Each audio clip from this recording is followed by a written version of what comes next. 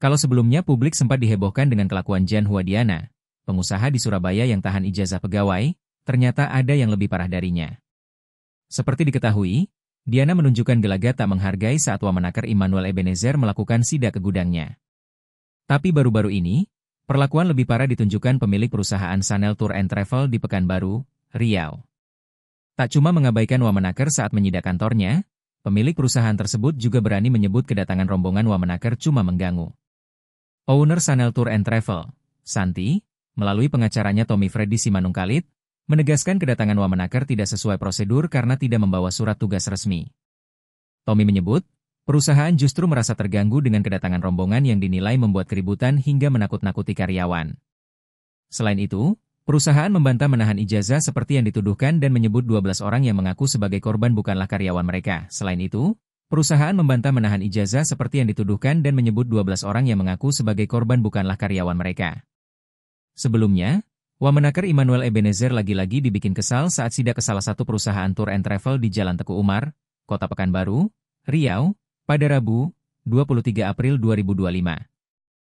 Pasalnya, Nul, sapaan akrab Immanuel Ebenezer, merasa tak dihargai.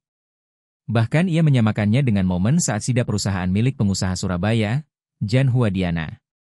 Diketahui, sidak dilakukan lantaran perusahaan tersebut diduga menahan ijazah 12 mantan pekerja. Setibanya di lokasi, Nul, sapaan Ebenezer, langsung masuk ke dalam kantor. Di sana dia menemui 2 pekerja. Nul berulang kali meminta dipertemukan dengan pimpinan perusahaan tersebut, tapi 2 pekerja tersebut tidak menggubrisnya. Seorang karyawan bahkan merasa dipaksa oleh Nul. Mendengar hal itu, suara Nul meninggi.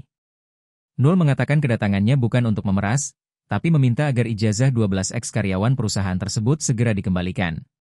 Tak juga digubris, Nul kemudian menjelaskan bahwa dia merupakan wakil menteri. Dia datang bersama anggota DPRD dan sejumlah pejabat Pemprov Riau. Tampak Nul terus menatap pegawai tersebut.